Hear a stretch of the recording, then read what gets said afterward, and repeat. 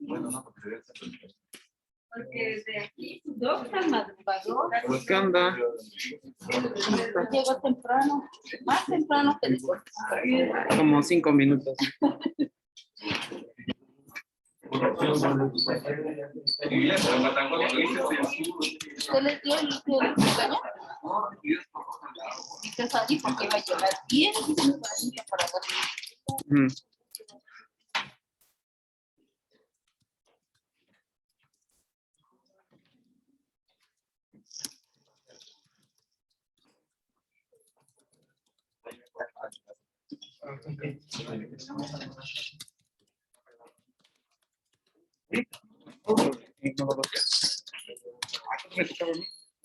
No, te vas a exponer esta Diana.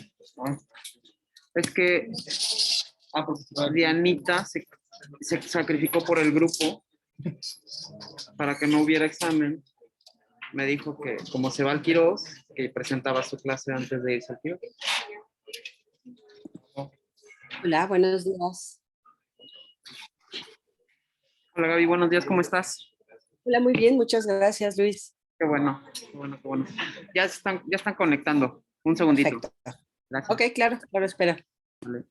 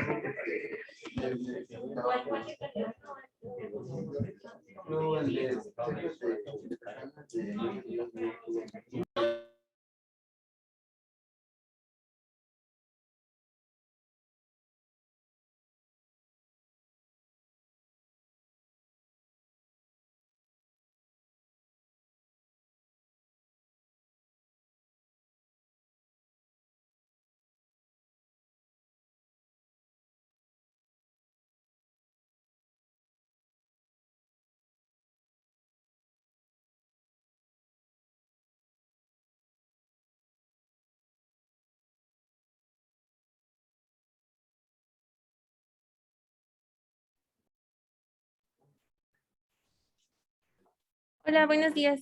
¿Se escucha? Buenos días, sí.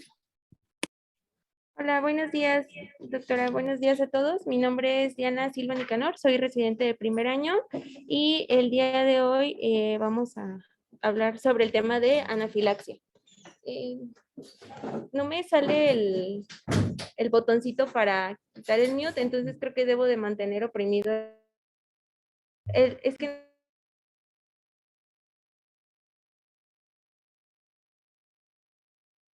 estar presionando.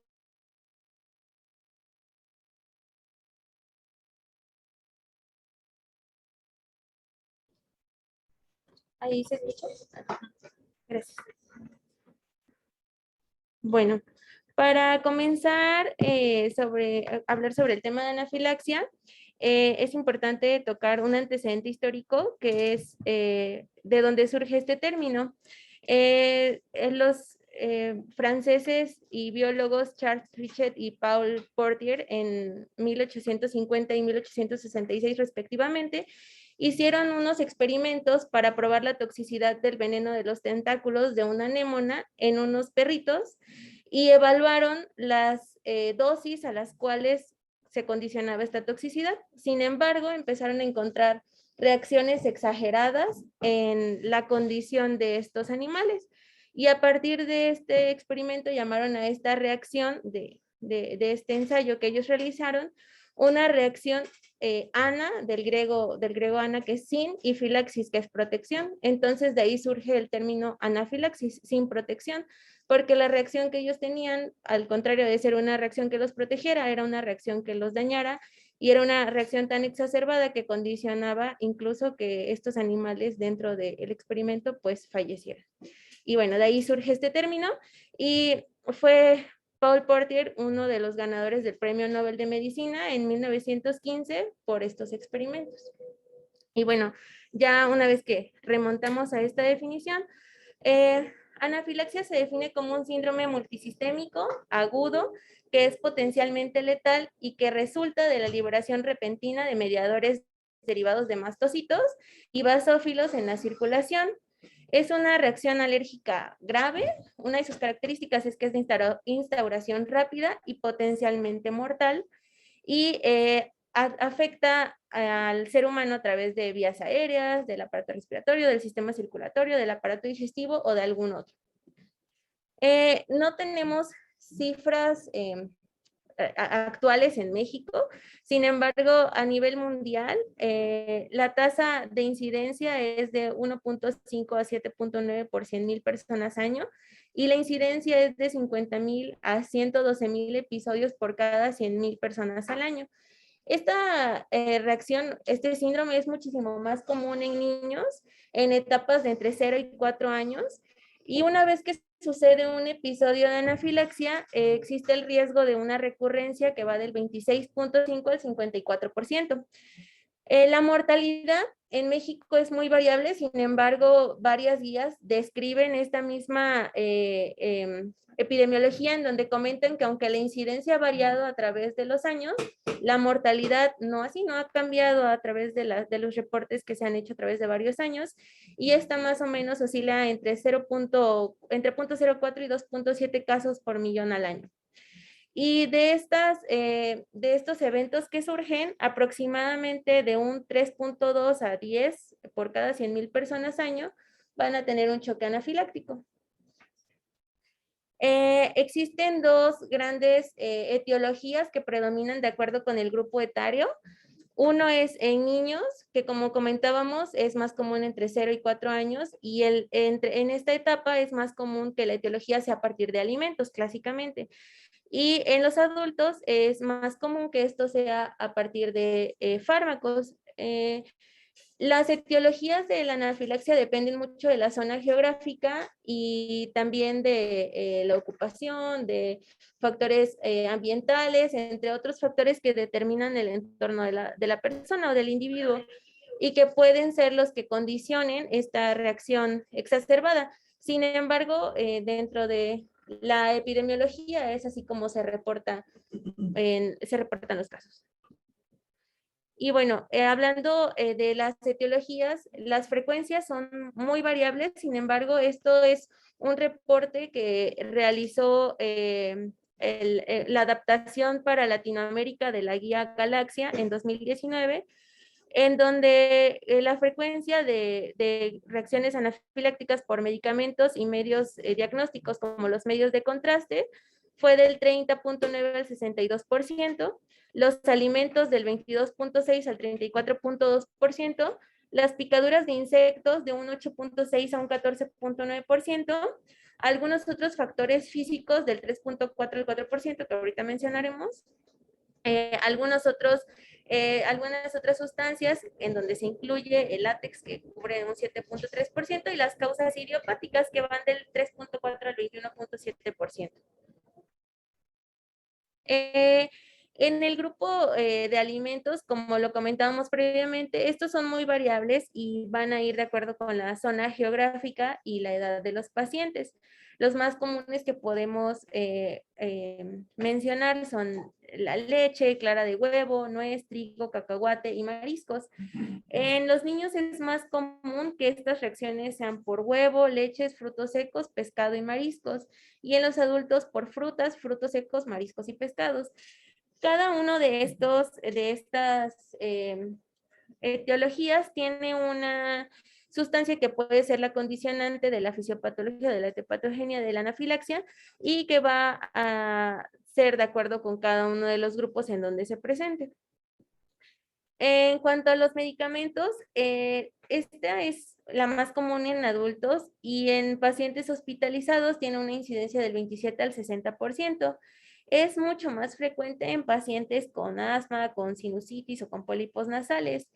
Y el medicamento que condiciona con mayor frecuencia una reacción anafiláctica son los antiinflamatorios no esteroideos, seguido de los antibióticos beta-lactámicos y posteriormente de algunos antibióticos no beta-lactámicos como las fluoroquinolonas y finalmente los medios de contraste que comúnmente conocemos. Los AINES son la causa del 50% de las reacciones asociadas a medicamentos. Estos son de uso común e incluso son medicamentos que no requieren de ninguna restricción para su venta, son de venta libre.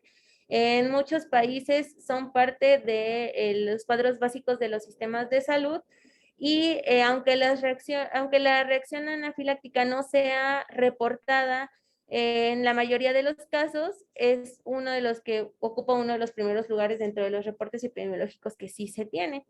Y generalmente, bueno, como lo vamos a ver más adelante, una vez que se tiene esta reacción de anafilaxia, no se da el seguimiento dentro de los centros de referencia para el reporte epidemiológico de lo que sucede, debido a que pues pasa como una reacción adversa pasajera que puede no suceder después, sin embargo, pues ya vimos que el riesgo de recurrencia es alto. Entonces es ahí de donde parte también el tema de la epidemiología. Después de los AINES se encuentran los antibióticos beta-lactámicos. El más asociado es la amoxicilina y el segundo es amoxicilina con ácido clavulánico.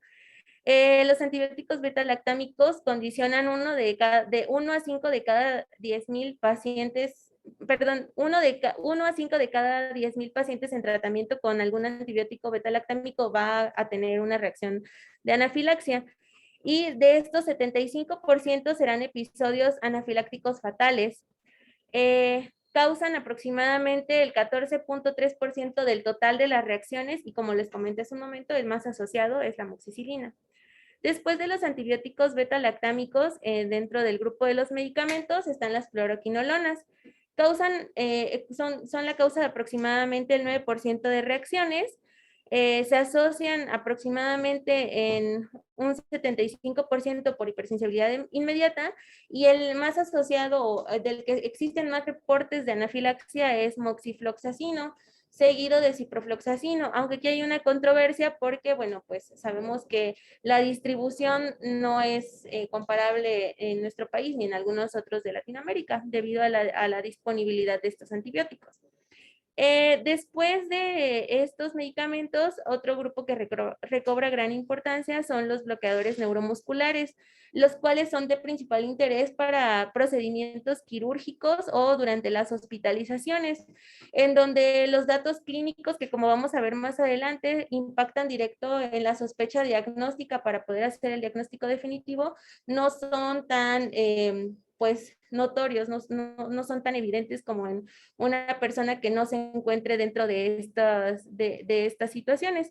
Y generalmente pues los utilizamos en pacientes en donde el estado de alerta está alterado, entonces pues es difícil determinar la reacción más que basándonos en sus signos vitales. Y finalmente, dentro de este grupo están los medios de contraste que en general causan aproximadamente un 27% de las reacciones totales y durante los últimos años su composición osmótica se ha modificado, por lo cual también el número de reacciones por medio de contraste ha disminuido considerablemente. Sin embargo, pues como todos sabemos, aún es de rutina considerar que una persona tenga este antecedente y hacer pues alguna modificación si es que se requiere por el antecedente previo. Después está el veneno de insectos. El veneno de insectos causa más del 10% de todos los casos de anafilaxia. Este es más o menos el 3% en adultos y el 0.8% en niños, que son los que desarrollarán una hipersensibilidad sistémica, y el 20% tendrá reacciones bifásicas. Más adelante veremos a qué se refiere este término, pero es, como lo mencionamos al inicio, la anafilaxia es en su propia descripción o en su propia definición, es un evento agudo y súbito. Entonces, la temporalidad es muy corta. Sin embargo, en las reacciones bifásicas podemos ver una reacción latente, es decir, después de 24 a 72 horas, que puede condicionar la misma gravedad, pero que sea en un periodo tardío. Y esta puede también ser fuera de un periodo de vigilancia para un paciente en el cual ya se había dado de alta la vigilancia que se tenía previamente. Además, es una causa conocida de anafilaxia con mastocitosis sistémica indolente. Aquí dentro del veneno de insectos es importante mencionar que ya existen muchas pruebas dentro del seguimiento que se pueden realizar para hacer el diagnóstico de cuáles son las susceptibilidades de cada persona, y también tenemos de alguna manera un poco más de conocimiento acerca de cada uno de las distribuciones geográficas que existen para poder hacer una sospecha diagnóstica a partir de la presentación clínica, tanto por la lesión que puede tener la persona como por la zona geográfica o el momento en el que se encuentre para cada uno de estos. Bueno, dentro de la fisiopatología de la anafilaxia, esta se agrupa dentro de lo que conocemos como el tipo de hipersensibilidad tipo 1, en donde un alergeno previamente reconocido condiciona que a partir de linfocitos B y de células plasmáticas se produzcan anticuerpos IgE que son capaces de unirse a un receptor de los mastocitos que posteriormente van a condicionar la degranulación y la liberación de estos mediadores inflamatorios como la histamina, que a su vez condicionará la reacción alérgica, condicionada básicamente pues por vasodilatación, hiperemia, hipertermia y algunos otros síntomas que son parte del cuadro clínico y que pueden variar de acuerdo con cada uno de los aparatos o sistemas afectados en ese momento. Bueno, como les mencioné hace un momento, el diagnóstico de anafilaxia se basa principalmente en los síntomas y en los signos clínicos, que son la condición de esta enfermedad. Y a su vez también se puede hacer una descripción detallada del episodio agudo, que es el que nos dará una sospecha diagnóstica para conocer cuál pudo haber sido la causa o la etiología que lo condicione, y también una descripción breve de las actividades y de los eventos previos, tanto en minutos como en horas previas, para conocer cuáles fueron los eventos que sucedieron antes de esta reacción de anafilaxia. Entonces, para hacer nuestra sospecha diagnóstica, existen algunos criterios clínicos que son parte de las manifestaciones clínicas que pueden ser causadas por estos mediadores inflamatorios, principalmente por histamina. La anafilaxia es muy probable cuando se cumple uno de los siguientes 3 criterios. El primero es que tenga un inicio súbito o agudo, es decir, de minutos a horas, y que sea un síndrome que afecte piel o mucosas, por ejemplo, una urticaria generalizada, prurito, eritema, rubor, edema de labios, úvula o lengua, junto con al menos uno de los siguientes: que exista compromiso respiratorio, es decir, disnea, sibilancias, estridor, disminución del flujo respiratorio, hipoxemia, o descenso en la presión arterial o síntomas asociados con disfunción orgánica, tales como hipotonía, síncope, incontinencia. El segundo de estos criterios es que sea de una aparición rápida, de minutos a algunas horas también, que tenga 2 o más de los siguientes síntomas posterior a la exposición de este alergeno que sea potencial para el paciente. El primero es que tenga afectación de piel o mucosas, compromiso respiratorio, descenso de la presión arterial o síntomas asociados a disfunción orgánica y o síntomas gastrointestinales persistentes, por ejemplo, dolor abdominal, cólico intenso, vómitos. El tercero, que es uno de los que se pueden hacer en la vigilancia un poco más estrecha dentro del paciente hospitalizado o dentro del paciente que esté bajo algún tipo de procedimiento, es el descenso de la presión arterial en minutos o en algunas horas tras la exposición de este alergeno, que ya se ha conocido para este paciente, y en adultos debe de ser inferior a 90 milímetros de mercurio en la presión arterial sistólica o un descenso superior al 30% con respecto al basal. Esto se ajusta para niños. Entonces, una vez que se cumple uno de estos 3 criterios, la anafilaxia es muy probable. Y bueno, aquí estas son unas imágenes que vienen en la guía GRADE del 2020, en donde nos señalan cuáles pueden ser algunas de las manifestaciones. Con imágenes a mí me parecieron bastante, atractivas, porque se ven como muy evidentes algunas de las lesiones. Entonces, la aparición rápida en minutos o tal vez algunas horas con piel, con mucosas o con ambos, que por ejemplo podemos ver el prurito, podemos ver el edema, y esto sería como uno de los criterios. Además de la aparición súbita de síntomas respiratorios como disnea, falta de aire, estridor, hipoxemia, o la reducción súbita de la presión arterial o síntomas de disfunción orgánica como hipotonía, síncope. En el 2 es el que platicamos previamente, que son 2 o más de los siguientes que ocurran súbitamente después, pero el alergeno que ya conocíamos previamente, ¿no? Entonces también la aparición en el tejido, en piel, en sistema respiratorio o los síntomas respiratorios, igual la disminución de la presión arterial o los síntomas de disfunción orgánica, y los síntomas súbitos la aparición súbita de síntomas gastrointestinales. Y finalmente el tercer criterio, que es un criterio en donde no tenemos síntomas, sin embargo tenemos signos evidentes que pueden ser monitorizados para el paciente que no pueda describirlos.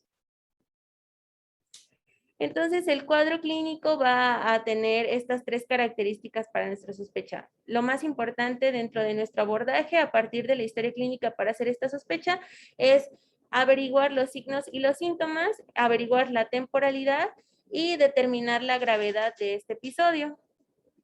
En los signos y síntomas tenemos 5 grandes grupos o 4 grandes grupos más un desenlace. El primero son síntomas y signos de piel y mucosas. 90% de las reacciones de anafilaxia tendrán síntomas y signos de piel y mucosas, que pueden estar caracterizados por urticaria generalizada, prurito, enrojecimiento, edema de labios, lengua y úvula, edema periorbitario o inflamación conjuntival. Y estos pueden remitir, esto es muy importante porque dentro del episodio pueden remitir después de presentarse solamente al inicio del cuadro agudo. Es decir, una vez que lleguen a un área de urgencias o a recibir atención médica, pueden ya haber remitido. Sin embargo, dentro del abordaje es importante comentarlo como de los antecedentes de la presentación que tuvo al inicio el cuadro. Después, el 85% de estas reacciones tendrá signos y síntomas respiratorios, caracterizados por secreción nasal, congestión, estornudos, prurito en faringe y conductos auditivos. Puede haber cambios en la voz, la disnea, sensación, bueno, asfixia, estridor, dificultad para respirar, sibilancias o tos.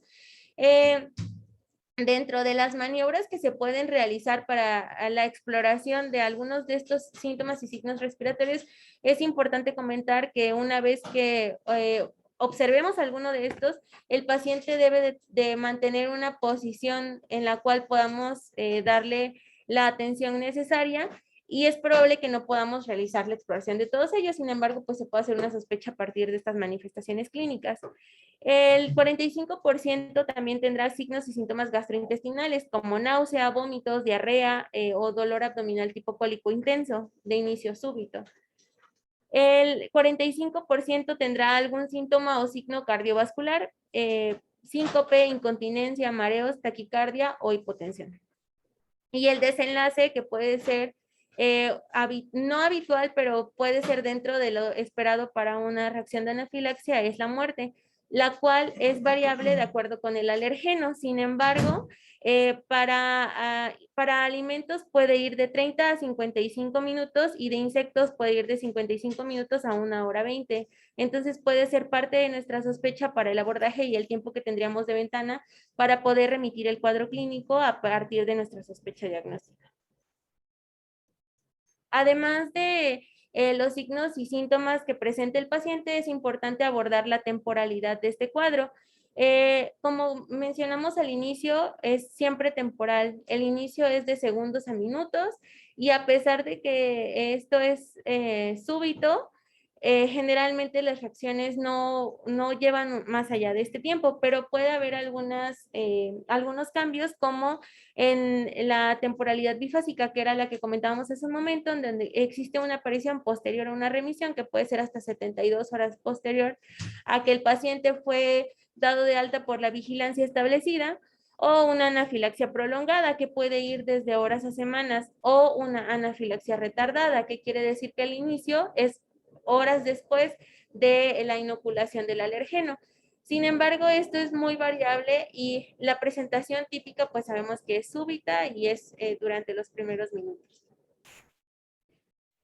Otro aspecto importante es valorar la gravedad de la reacción de anafilaxia. Estos 4 aspectos son determinantes dentro de una escala que se llama ABCD de gravedad para anafilaxia. El primero es comienzo brusco y una rápida progresión de los síntomas, no importa cuáles de los anteriores se hayan presentado. El siguiente es dificultad respiratoria alta o baja o problemas circulatorios. El tercero es desorientación o inquietud, o el paciente refiere a malestar o mareo. Y el cuarto es concomitancia, que esto existe en concomitancia con signos en piel o mucosas, tales como eritema, prurito, edema o máculas. Una vez que se realiza la sospecha diagnóstica, existen pruebas de diagnóstico definitivo que se pueden hacer durante el abordaje del diagnóstico de anafilaxia. Y son medir niveles séricos de triptasa total y de histamina. La histamina tiene su pico más o menos entre 15 a 30 minutos posterior al inicio de la reacción. Sin embargo, su degradación es muy rápida y es muy lábil, por lo cual no es tan útil como la medición de la triptasa sérica, que no se hace de forma rutinaria. Sin embargo, la triptasa sérica tiene su pico aproximadamente entre 15 minutos y 180 minutos, o sea, 3 horas después de que inició la reacción de anafilaxia, y se mantiene estable para sus mediciones y se sigue el protocolo ya establecido. y se considera positivo si se encuentra una elevación 2 veces mayor a su valor basal. Para hacer esta medición se tiene que recolectar 3 muestras. Una vez que se ha instaurado el tratamiento, que como veremos más adelante, pues es lo más importante antes de determinar la etiología o alguna otra situación. Siempre lo más importante es establecer el tratamiento dentro de la reacción. Y entonces, posterior a eso, sí puede tomarse la primera muestra. La segunda es 2 horas posterior al comienzo de la reacción. Y la tercera es a partir de las 24 horas en que sucedió esto para determinar un valor basal con el cual se puede hacer el cálculo de 2 veces el valor basal. Entonces, esta muestra pues debe de tener algunos cuidados especiales, como lo comenta en la tablita, que la sangre debe recolectarse primero entre 15 y 3 horas después de la reacción, que es el tiempo de vida de la triptasa sérica que comentamos, que es cuando obtiene su mayor pico, siempre y cuando esto sea posible y una vez que se haya establecido el tratamiento o el manejo médico. Después, estas muestras se tienen que recolectar son muestras de sangre, se tienen que recolectar en un tubito para suero donde podamos recolectar plasma y al menos debemos de tener un mililitro y estas muestras deben de colocarse en hielo para poder trasladarse al centro en donde se vayan a poder pues realizar el análisis bioquímico de las muestras y pues debe de ser a la brevedad. Los tiempos están establecidos de acuerdo con la curva que se pretende se observe a partir de la disminución o el incremento de la triptasa sérica una vez que inicie la reacción de anafilaxia. Doctora Diana, doctora Diana, aquí sí quisiera hacer un comentario. La verdad es que todas estas pruebas se explican en todas las guías. Sin embargo, están hablando de cuando el paciente llega o está en urgencias o en un hospital, pero a veces llegan ya, pues ya sin que puedas, te pueda dar pie a la triptasa, ¿no? O sea, porque ya pasaron estos 15 minutos. Entonces, son formas de diagnóstico que no son prácticos a la hora del momento. Entonces, es importante conocerlos, sin duda, pero no quedarnos como a todos los pacientes con anafilaxia o con sospecha se les va a hacer, porque la mayoría salen negativos. Entonces nos damos de topes cuando realmente pensamos que por qué no es como dice el libro, ¿no? Nada más eso comentarlo ya que diste estos formas de diagnóstico. Pero adelante, va muy completo. Gracias, doctora. Sí, justo, sobre todo la guía latinoamericana, que es la que está como un poquito más adaptada pues a los recursos que se tienen en nuestro país también, pues es parte importante el saber que no, en muy pocos lugares, en prácticamente ningún lugar vamos a tener acceso a estas muestras, como lo comenta la doctora, pero igual es importante pues hacer énfasis en la sospecha clínica. Y justo de la sospecha clínica surge la necesidad de siempre intentar realizar un diagnóstico diferencial en anafilaxia, porque como lo veremos más adelante, gran parte de falla al tratamiento o de fracaso al tratamiento en anafilaxia son algunos de los errores que comete el personal de salud por no realizar diagnósticos diferenciales e iniciar tardíamente el tratamiento. De hecho, las guías hacen mucho énfasis en la necesidad de pues retomar siempre el tratamiento establecer el tratamiento durante el primer momento que se tenga disponible para el paciente, a pesar pues de los riesgos que más adelante vamos a hablar para ciertas poblaciones. Entonces tenemos algunos diagnósticos diferenciales importantes para anafilaxia, por ejemplo, algunos trastornos frecuentes son alguna persona con asma que tenga una exacerbación, un síncope, ataque de pánico, ataque de ansiedad, urticaria o angioedema, que tenga algún otro tipo de padecimiento respiratorio como neumotórax, TEP, que haya aspirado algún cuerpo extraño. Esto es especialmente en niños porque muchas de estas guías y muchos de las normativas están hechas precisamente para niños, pero bueno, pues también es un problema de adultos. Alguna disfunción en cuerdas bucales, epiglotitis, hiperventilación, algún evento cardíaco como un infarto, arritmias, síntomas asociados a algún trastorno estructural como antecedente de alguna estenosis aórtica o una miocardiopatía hipertrófica, alguna enfermedad pues no orgánica propiamente como síndrome de Munchausen o un episodio psicosomático. También pues tenemos que hacer el diagnóstico diferencial con algún otro tipo de choque, como un choque hipovolémico, cardiogénico o un choque obstructivo.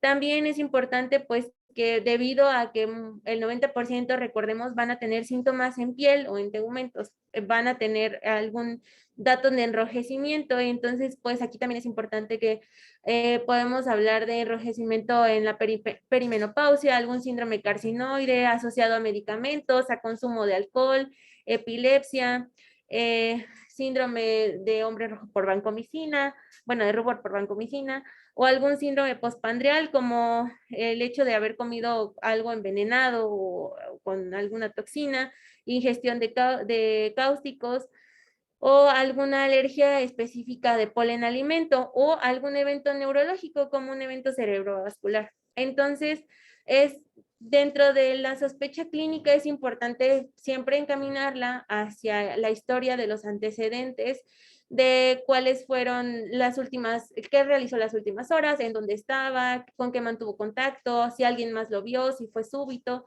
porque esto nos puede hacer el diagnóstico diferencial, y como podemos ver, pues son muchas las enfermedades que pueden estar asociadas y que además podrían ser una causa de no iniciar oportunamente el tratamiento.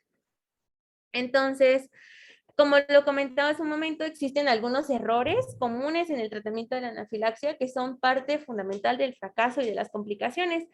Uno es, pues, no seguir las recomendaciones de los lineamientos. Otro es la falta de reconocimiento, pues, de los factores de riesgo, de factores exacerbantes o de las comorbilidades que hacen que una persona tenga una mayor predisposición a tener anafilaxia. No identificar la causa del episodio anafiláctico, porque es común que no sepamos con detalle, o bueno, no sepamos con precisión qué fue lo que lo condicionó. Un retardo en formular el diagnóstico, una falta de, pues, de evaluar la gravedad de la crisis en ese momento, de la gravedad o del peligro, del peligro, el peligro en el que se encuentra la vida de la persona, ausencia de plan de diagnóstico y tratamiento, el no solicitar ayuda con personal que tenga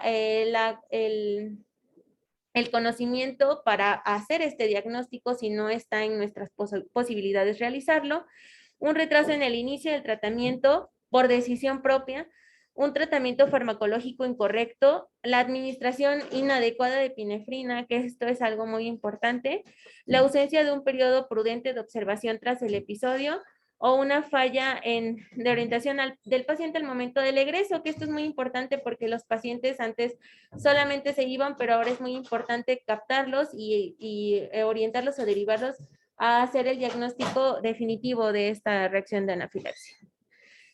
Entonces, una vez que tenemos esta reacción anafiláctica, como lo comentó la doctora, no todos, bueno, las guías no solamente enfatizan el medio hospitalario, sino también hacen énfasis en el medio extrahospitalario, que esto es muy común porque no todas las personas van a tener la posibilidad de, una vez que sucede el episodio, estar en una sala de urgencias o en algún hospital en donde se tengan los fármacos que se necesiten. Y por eso es que las personas que se conozcan con cierta predisposición o que tengan el antecedente deben de tener ciertas precauciones y ciertas medidas, como el kit de protección del que se hace mucho énfasis para todas estas personas. Entonces, una vez que tiene la reacción de anafilaxia, el paciente se tiene que poner en decúbito supino, se tiene que valorar pues la permeabilidad de la vía aérea, la respiración y el estado circulatorio, el ABC. Aquí la guía también enfatiza mucho en el hecho de que no necesitamos tener una cánula o un laringos para ver la permeabilidad de la vía aérea y la respiración. Simplemente el escucharnos y acercarnos a escuchar que respire. Ellos incluso insisten en que debe de vigilarse muy de cerca el llenado capilar para evaluar el estado cardiocirculatorio, porque no todo sucede en un medio hospitalario, sino se deben de tener al alcance pues los medios básicos que puede suceder en cualquier lugar. Y una vez que se haga este análisis y que se realice el diagnóstico, lo primero que se debe de hacer es la administración de adrenalina intramuscular. Es justamente este es el paso fundamental, el que no se debe de retrasar por ningún otro fármaco ni ningún otro estudio. Es el primer paso que se debe de hacer. Y la administración tiene que ser en la cara anterior, en la cara interna, en la cara medial del muslo anterior. Y debe de ser más o menos la dosis ya Perdón, es precargada cara que viene lateral. en las plumas que hasta Es el vasto, la cara lateral, no medial. Ah, que no, dijo que en la parte medial, no, en la parte lateral. parte lateral. Sí. Ajá, en el Cara anterior hacia el lateral. Y justo aquí, muchas veces te creo. Justo, a ver si lo podemos ver. Es como un video de lo fácil que debería de ser que todos administráramos el tratamiento. sobre todo si tuviéramos los Doesn't like me. Mommy says I got an allergy. I get all red and bumpy. My eyes get puffy like this. I don't breathe so good. My tongue gets itchy. It made me really scared. This is my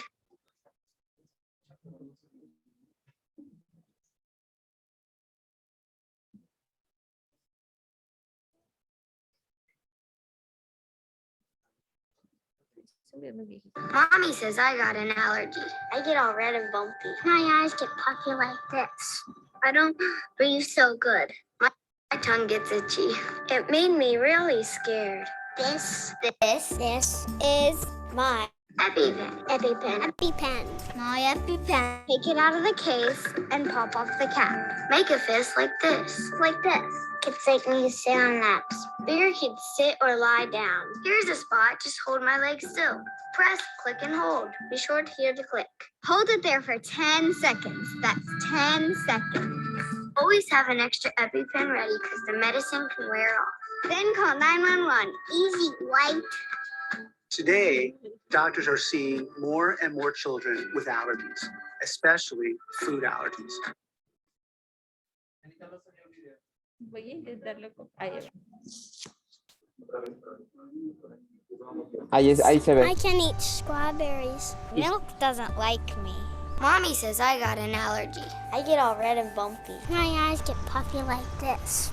I don't breathe so good. My tongue gets itchy. It made me really scared. This is my EpiPen. My EpiPen. Take it out of the case and pop off the cap. Make a fist like this. Like this. Kids make me sit on laps. Bigger kids sit or lie down. Here's a spot, just hold my legs still. Press, click, and hold. Be sure to hear the click. Hold it there for 10 seconds. That's 10 seconds. Always have an extra EpiPen ready because the medicine can wear off. Then call 911. Easy, white. Today,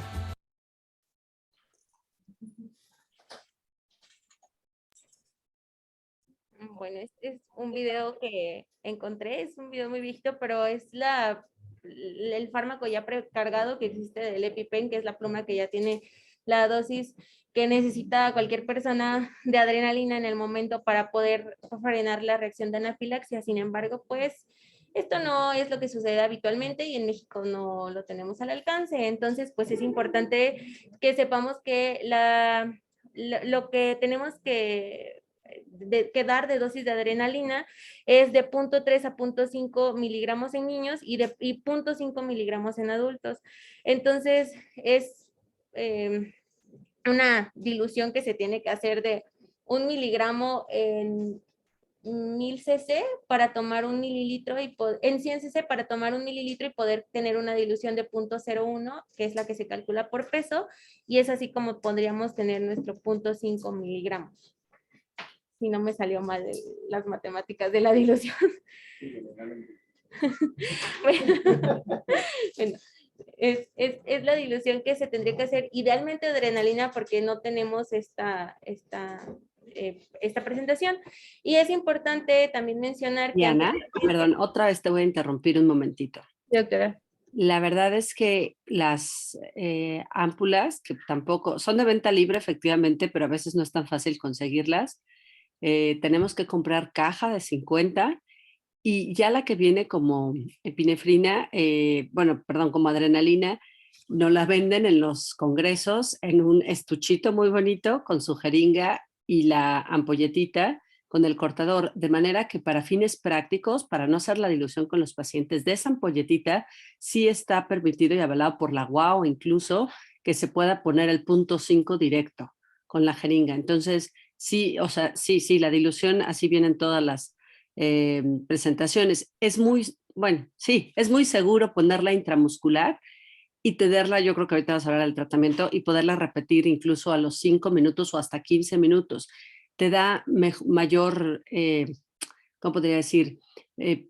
Protección a que no la pongas, o sea, es mejor y sin diluirla, o sea, así directo pues, la sacas de la ampolletita, 0.5 y POC, en el vasto lateral, esa se me había olvidado la palabra del vasto, porque si te esperas o le explicas al paciente esta dilución que tú te hiciste bolas y a todos también nos hiciste bolas, no se puede. Entonces sí puede quedar en peligro la vida del paciente. Lo más fácil es decir, de esta la rompe, le saca con la jeringa, por lo que les comento que aquí no tenemos, y pum, y se la pone así, ya sea el paciente o al niño, ¿no? Ajá, entonces sí, idealmente si un paciente es alérgico, pues sí decimos que tenga, yo en el consultorio sí les doy a mis pacientes, tome esto, les tienes que explicar, es mucho más peligroso que la pongan intravenoso, ahí sí es otro rollo, pero bueno, si es intramuscular, es mejor aquí sí de más, que de una dosis de más que de menos, ¿no? Le puede salvar la vida. Listo. Entonces sí, la dilución está bien, yo creo que para comentarla, para hacerla, pero más que la dilución es pum, ponérsela en 0.5 miligramos y ya la fijamos ahí. Lo máximo es 0.6. Ok, muchísimas gracias, doctora. Sí, la verdad es que igual eso es como la dilución que hablan mucho en las guías, pero sí, justo es bastante confuso porque la presentación es muy variable, pero es bueno saber. Muchas gracias, doctora. Y sí, precisamente esto es algo que también se hace mucho énfasis en que antes, pues, también se recomendaba hacer una administración subcutánea o algún otro tipo de administración. Sin embargo, pues lo seguro y lo indicado es que se realice intramuscular en el vasto lateral. Y también se puede hacer con infusión IV, sin embargo, bueno, pues esto es en un medio intrahospitalario, no dentro de los primeros momentos en donde se debe de realizar el tratamiento oportuno. Entonces, ahora sí, una vez que hacemos la administración de la adrenalina, que es lo más importante, y una vez que se realice esto, podemos realizar proporcionar algún otro tipo de fármaco que se requiera para algún otro síntoma en este momento o algún otro tipo de maniobra. Antes de eso es importante, pues igual nuestro ABC, estabilizar la vía aérea, administrar oxígeno si es que se requiere en este momento, asegurar que tengamos accesos venosos si es que nos encontramos ya en algún medio en donde tengamos la forma de hacerlo. Si nos vemos en la necesidad, pues hacer la reposición de líquidos, iniciar la monitorización continua de frecuencia cardíaca, TA, saturación. Y una vez que tengamos esta condición estable con nuestro paciente, entonces sí, ver qué es lo que se requiere. Si requerimos de un manejo avanzado de la vía aérea o algún otro tipo de maniobra del soporte vital avanzado, o si la terapia fue adecuada después de una o dos dosis, como lo veremos ahorita, y que requerimos de algún otro fármaco como algún broncodilatador o algún otro tipo de tratamiento que no son nuestra primera elección, incluso ni los esteroides. No podemos priorizar el utilizar estos fármacos antes que la adrenalina, ni antes de darle el soporte vital al paciente, el básico. Entonces, lo inicial es adrenalina, estabilizar a nuestro paciente, tenerlo con el acceso monitorizado, con una vía aérea permeable y después el resto de los medicamentos. Entonces, en caso de que tengamos refractariedad o que tengamos síntomas refractarios, es cuando podemos repetir esta dosis de adrenalina intramuscular cada 5 a 15 minutos. Aquí, si nos encontramos en el medio intrahospitalario, es donde podríamos iniciar IV. Sin embargo, pues no es la primera opción. La primera opción es que se realice intramuscular. Y el resto de los medicamentos, que algunos ya no se sugieren actualmente en algunas otras guías, pero bueno, dentro de la que tenemos aún nosotros, y que es parte del tratamiento establecido, pues podemos utilizar glucagón, atropina y los vasopresores que de forma inicial no están indicados, al igual que lo que mencionábamos de los esteroides o la refractariedad a estos broncodilatadores. Entonces, es importante que sepamos que existe una población con riesgo de efectos adversos al uso de la adrenalina, pero esto pues no es una limitante. Entonces, la población con riesgo son ancianos o personas con alguna comorbilidad, cardiopatía isquémica, arteriopatía periférica, hipertensión arterial, hipertiroidismo, alguna cirugía intracraneal reciente, pacientes con tratamiento de IMAOs, pacientes en tratamiento con antidepresivos tricíclicos, esto es más por la disponibilidad de la adrenalina, pacientes en tratamiento con algún beta bloqueador, aminofilina, salbutamol IV u otros fármacos que sean vasoconstrictores o que tengan, que sean arritmogénicos.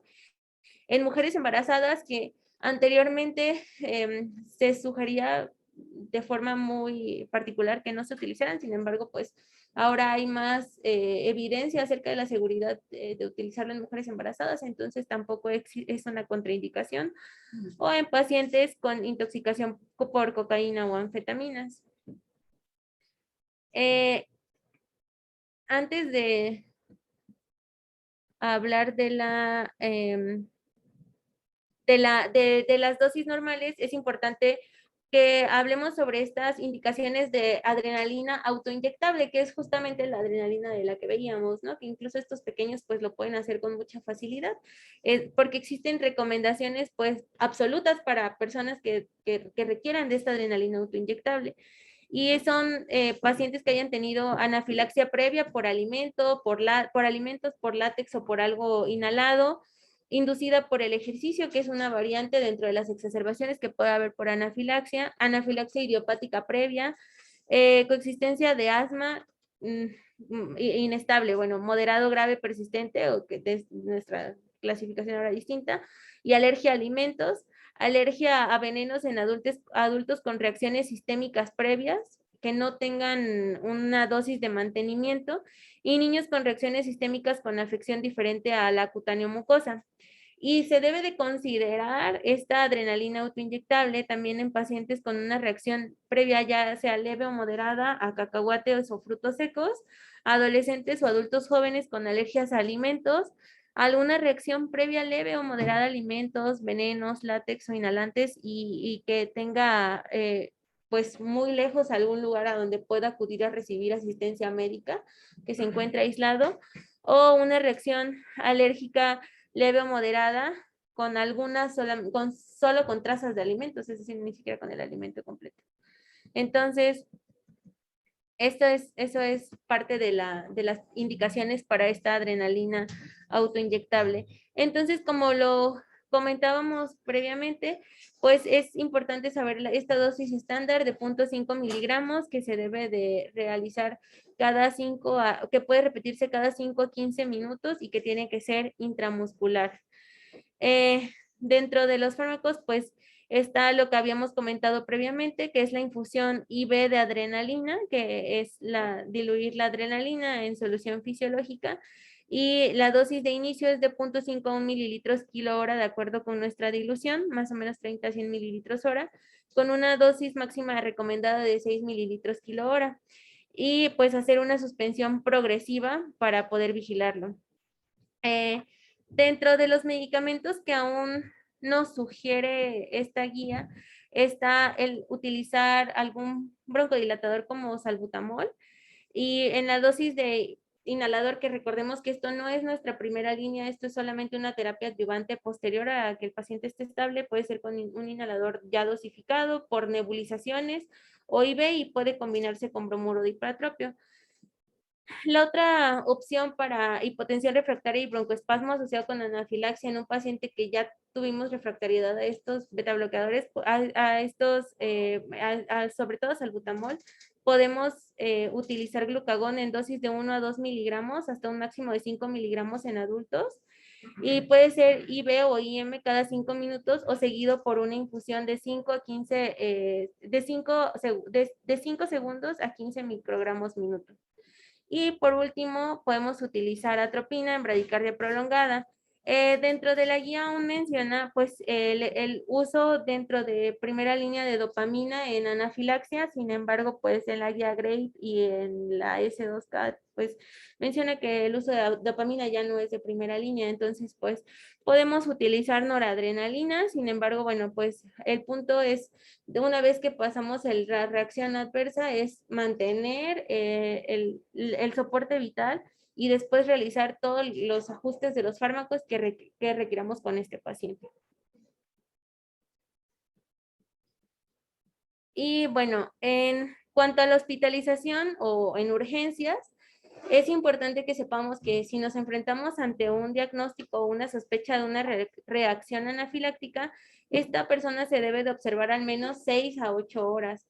Y es importante conocer sus antecedentes una vez que tras la solución o la resolución de esta reacción, evaluar si está listo para egresarse, y una vez que se egrese, pues dar un plan de seguimiento en donde se eviten o donde se den todas las medidas con las que podemos hacerle profilaxis de la anafilaxia, y que a su vez podamos derivarlo para que se pueda establecer la etiología de esta reacción.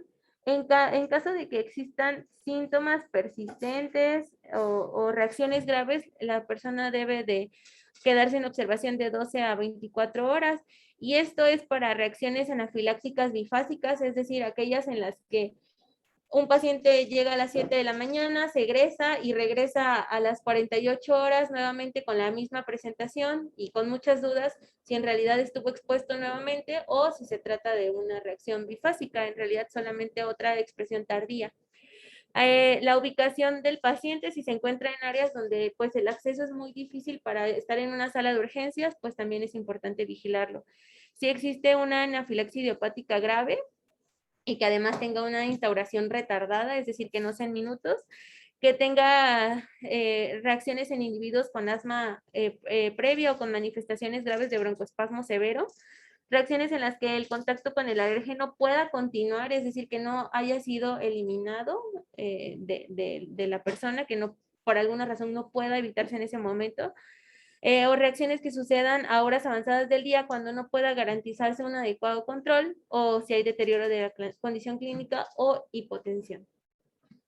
Y bueno, ¿cuáles son las recomendaciones a largo plazo para estos pacientes? Uno es que debe utilizarse un plan de manejo de la anafilaxia desde el momento del diagnóstico para prevenir que existan reacciones futuras. Y así que también la persona, es muy importante la educación del paciente en donde a él le enseñemos a reconocer esta reacción y cómo tratar nuevas reacciones en caso de que existan. Existe inmunoterapia subcutánea que se recomienda en pacientes cuyo alergeno es el veneno de los himenópteros con un episodio previo de anafilaxia y en adultos con reacciones cutáneas sistémicas. La formación en el reconocimiento y tratamiento de la anafilaxia también debe ofrecerse a todos y a los cuidadores, sobre todo de los niños que tengan riesgo de anafilaxia. Idealmente, pues desde el momento para que aprendan a hacerlo ellos mismos y los cuidadores. También el tratamiento de la anafilaxia, incluyendo los autoinyectores de adrenalina, que pues sería lo ideal, y que esto pues se ofrezca a todo el personal de salud que pueda estar en contacto con ellos para que sepan identificarlo y hacer el tratamiento oportuno. Y bueno, igual evitar el alergeno para reconocer cuáles son los síntomas de reacciones alérgicas, cómo utilizar, cuándo utilizar este autoinyector y cuáles pueden ser algunas otras medidas extras que se pueden dar en el contexto del manejo de la anafilaxia. Y bueno, dentro del entrenamiento, pues esto no puede ser solamente en una sesión, tiene que ser en varias, en un enfoque interactivo, con varios programas, con materiales educativos, manuales, en donde se hagan simulaciones. El punto es que el paciente aprenda a reconocer y a tratar esta condición tan grave que puede poner en peligro su vida. Y una vez que estas intervenciones se realicen, pues también poder dar manejo de ansiedad o de algún otro trastorno asociado pues al pánico constante de poder tener alguna de estas reacciones. Y eso sería todo.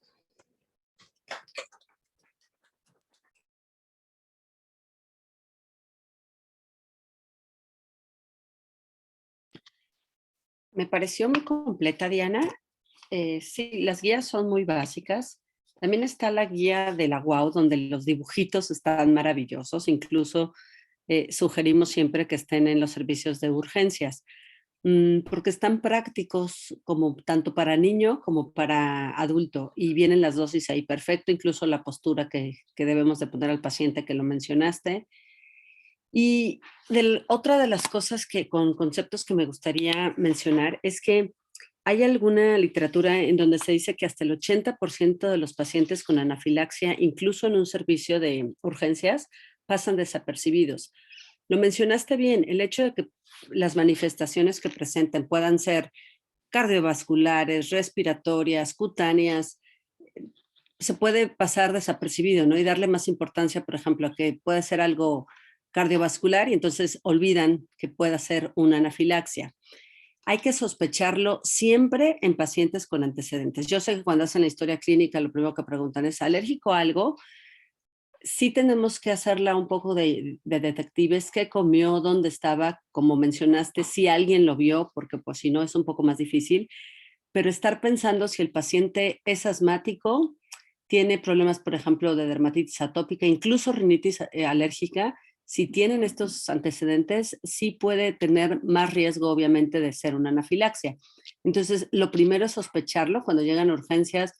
A lo mejor no tiene nada cutáneo, pero empiezan con dificultad respiratoria y no pensamos, pudiéramos, muchas veces nos llaman a nosotros en urgencias, sí, un poco ahí en el 20, pero también en hospitales privados, ya que pasaron como, pues, si no 2 días, a lo mejor sí más de 24 horas de chin, pues es que llegó con una crisis asmática, ya le puse metilprednisolona y le puse salbutamol y no han pensado que pueda ser un efecto, una anafilaxia. Y por supuesto en muchos se puede ir avanzando. Entonces, mi, mi sugerencia o mi consejo sería que siempre pensemos en una anafilaxia cuando veamos las manifestaciones que ya comentaste. Claro, o sea, ustedes saben mejor que yo cuando un paciente llega infartado, pues sí, los síntomas pueden ser más característicos, pero sí cuando puede llegar a lo mejor con dolor precordial y diaforesis, que no siempre va a ser un infarto. Entonces, si tiene antecedente de asma, si tiene antecedente de alergia alimentaria o algo, pues ahí sospecharlo. En adultos a veces no se piensa en alergia alimentaria, como que piensan, no, eso solo es de niño, ¿no? E incluso sí podemos decir, es rarísimo que un paciente debute con una anafilaxia, con una alergia alimentaria. Sin embargo, si pensamos a nivel inmunológico, si el paciente tiene algún trastorno, pienso, tiroiditis autoinmune, y entonces hizo una reacción de hipersensibilidad y debutó con alergia, bueno, el cacahuate, tuve una paciente con nuez de la India que sí había comido, pero bueno, así empezó a manifestarse.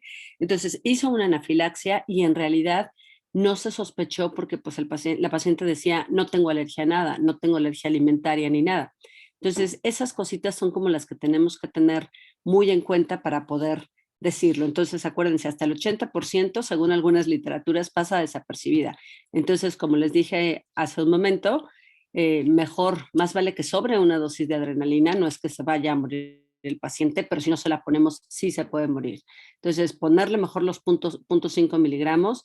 Claro, si el paciente sabemos que es alérgico, que puede tener riesgo de anafilaxia porque tiene asma, porque tiene rinitis, porque tiene alergia alimentaria, porque tiene mastocitosis, por ejemplo, sí sugerirles que tengan siempre su adrenalina a la mano y pues mejor sin diluir, así 0.5, pum, se le pone en la pierna y ya, no tenemos la EpiPen, pero es una forma de lo que se intenta vender los laboratorios, ¿no? O sea, te dan un estuche muy bonito, que te lo venden carísimo, por supuesto, pero ya eso cada quien lo hará en su consultorio y el paciente lo pueda tener y hasta tienen cierta seguridad, ¿no? Claro, el reto será en los que nunca habían tenido nada y llegan a un servicio de urgencias donde ustedes los pueden ver. Uh-huh. Fuera de eso, bueno, también lo del diagnóstico que ya dije que pues no hay que creerle tanto, no vamos a usar triptasa cuando ya el paciente en lo que se trasladó pensaron en, si llegó la ambulancia, eso puede ser a veces más de 1 hora, aquí en México, siendo realista. Entonces, pues sí, comentar por esto. Incluso lo que mencionaste al principio, de que la epidemiología en México no se sabía, la mayoría de enfermedades sabemos que así es, pero en especial la anafilaxia es pues porque está subdiagnosticada, ¿no? Entonces la dejamos como Incluso muchas veces nada más dicen, ah, sí, vine por un cuadro de urticaria. Pues sí, urticaria porque tenía ronchas, pero hizo una anafilaxia y a veces en los servicios de urgencias les da miedo etiquetar una anafilaxia. ¿Por qué? Pues porque es muy grave, tú dijiste, es la manifestación súbita, aguda y más grave de una alergia. Entonces, a veces les da miedo ponerle el nombre como tal, pero sí es anafilaxia. Por eso no tenemos registrado la epidemiología. Y sí, esta guía Galaxia Latam es muy completa, muy buena, pero no dejen de revisar la de la GUAO y lo de los dibujos que les pongo, porque pues incluso de manera práctica, sí, sí la galaxia tiene los dibujos, pero de esta forma pues está como para que de verdad prácticamente se imprima y se pegue en todos los consultorios, ¿no? Eso es lo que quería comentar, Diana. Muchas gracias, doctora.